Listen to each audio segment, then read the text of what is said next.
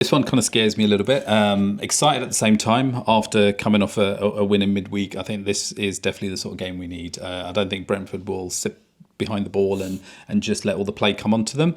My concern is obviously some of our ex-players. Like, will they have a say in this game? Like Henderson has been absolutely phenomenal with some of his passing ability in this game, in the previous game. So, and with Kellner in goal, he probably knows the sort of football we play and the attacks we're going to make. But I think this should be a game where we just keep momentum going and build from from the previous win. So. Yeah, I think with Ekitike being on fire and in form and Bert sitting behind him, I do sort of see this still being a close game.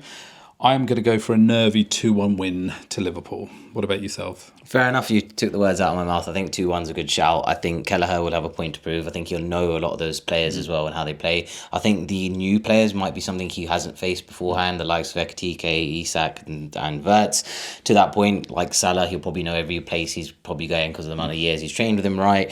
To further that point, I can see us conceding first. It's just been a habit for us, unfortunately, at the moment. So I think the way that Brentford play with this very low block, because there's been a lot of shout about Slot being talking about other teams and how they play, the long balls and the low blocks. Brentford's a great example of that. So I hope that he learns from his lessons and just kind of keeps it really simple, because I think that one long ball against us is very dangerous at the moment.